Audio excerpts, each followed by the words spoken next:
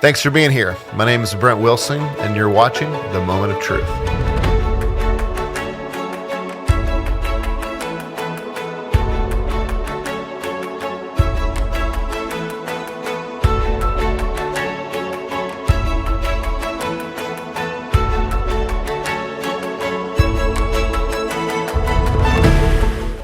All right, so why are we here?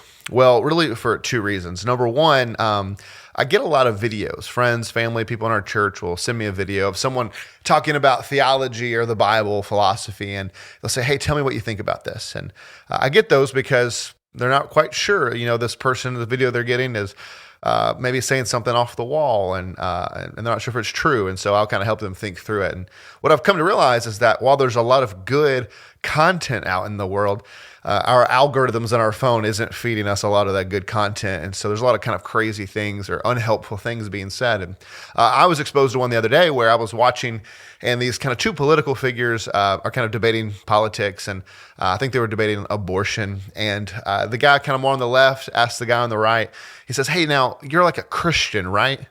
And the guy's like, yeah, I'm a believer. And that's part of the reason why, this is my position on abortion and the right to life and all these things. And the guy asks him, well, how do you know? How do you know that Christianity is true? And I'm like, yes, man, now's your chance. Tell him. And the guy looks at him and says, oh, easy. The Shroud of Turin. and I was just kind of blown away, like, what?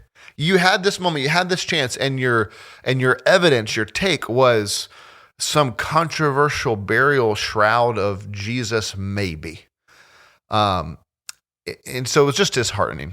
And it was just another example of kind of bad content that we are constantly exposed to. And so what I wanted to do was create some good content, from my perspective, what I think is good, and to be able to give it to you, people in my church, friends, family, just to say, hey, here are some things that maybe you're thinking through, or here's a little nugget of truth. And so my hope is to send one of these videos out every week, 5 to 10 minutes long, kind of brief, just to give you a little moment of truth, if you will, about the Bible, about theology, philosophy, the Christian worldview in general.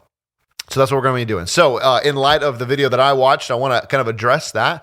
If someone asks me, Brent, how do you know that Christianity is true? My answer is not going to be the Shroud of Turin, and the Shroud of Turin is not going to come up in my conversation at all. If you don't know what the Shroud of Turin is, it is claimed to be the burial cloth of Jesus. There appears to be a sort of negative photo image of the face of Jesus on the cloth, and been a lot of DNA testing and a lot of different sort of tests run on it, and the science is inconclusive about what it is, and it's been around a long time, obviously, so it's contaminated. And so there's not a lot of evidence if this was actually on Jesus or not. And even if it was, it seems to only make the case that Jesus actually did die and was buried. And so not really conclusive. And so my answer to, hey, is Christianity feasible? Is it probable? Is it likely to be true? How do you know if it's true? Well, I'm not going to the Shroud of Turin, but I am going to the resurrection. While we could debate evolution and creationism or all different sorts of things, the reliability of the scriptures, I'm going to blow past all that and really come to the point of, did Jesus raise from the dead? Because if Jesus raised from the dead, that means everything he said and everything he did was true. But if he did not rise from the dead, then the Bible says we should eat, drink, and be merry, for tomorrow we die. We should party it up and live however we want, because nothing Jesus said or did matters. It's all a lie. And so everything really hinges on this question: is Jesus dead and buried in a rotting corpse somewhere, or did Jesus actually on the third day rise again from the dead? I believe he did, and I believe that changes everything. And let me just give you a couple pieces of evidence as to why I think that's the case. These are not in any particular order, but number one, I will say, one evidence is that Jesus rose from the dead because the eyewitnesses of the account were women. The Bible goes to great lengths to tell us that the women were the ones to discover the empty tomb of Jesus. Well, why is that important? Well, because in Jesus' day, women could not own property. They could not testify in court.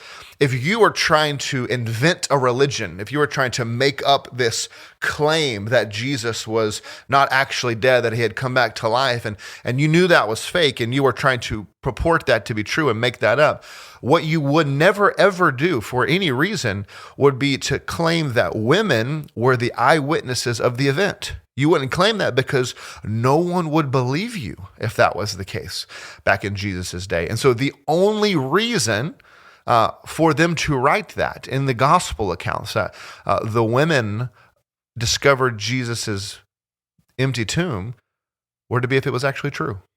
So that's reason number one. Reason number two is you look at the disciples' lives and how they drastically change. You watch the disciples second-guessing themselves, questioning Jesus. You watch Peter deny Jesus 3 times before he's crucified.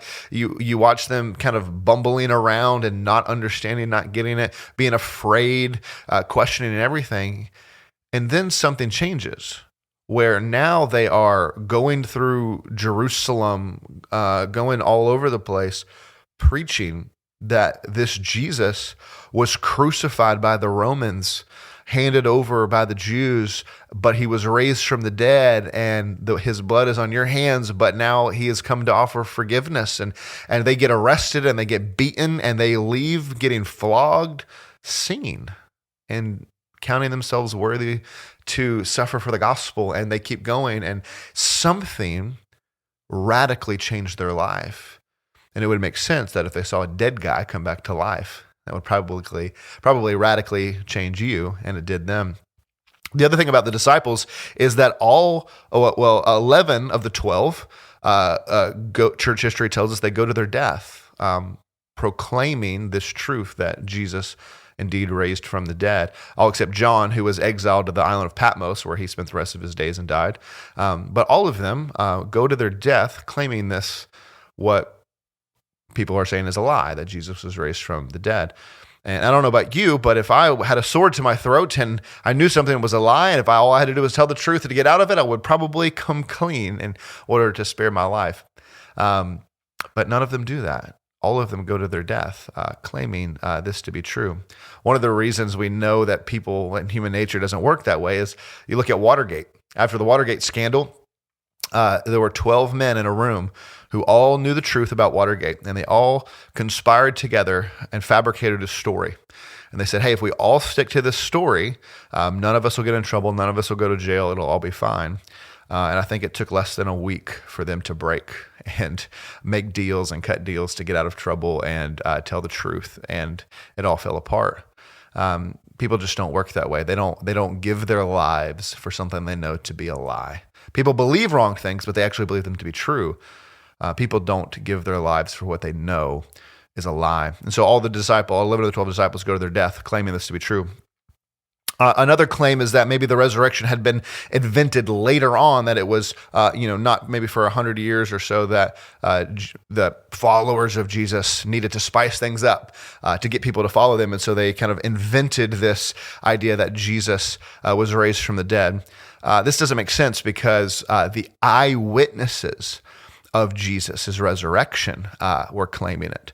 The Bible says that Jesus appeared to over 500 people, including the disciples, including many other random people. And these eyewitnesses accounts happen right then. And then the writings of Jesus, the writings that are claiming this resurrection, happen within the lifetime of the eyewitnesses.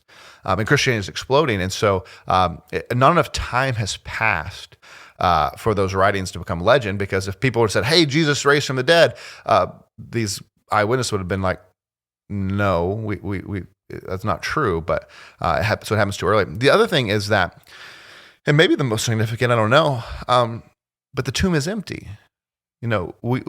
Jesus was buried in this borrowed tomb, and his body is not there. We know where Muhammad was buried. We know where Gandhi was buried. We know where all of, all these great religious kind of leaders or people were buried. We know where Jesus was buried, but his body's not there. So where is the body? Roman soldiers were guarding the tomb, and it's hard to claim that maybe a bunch of fishermen and tax collectors overpowered some Roman centurions to steal the body and make this up. Like we already said, it doesn't make sense that they would make this up and die for this lie. Not only that, but both the Jewish authorities and leaders and the Roman authorities and leaders had a reason to find the body, expose that this new claimed religion, this new movement about Jesus was fake and made up. And all they had to do to stop all of the drama that was coming out in the world that they didn't like was expose the body. Show us the body, then everyone would have stopped believing. But they didn't do that. Why did they not do that? Because there was no body to expose.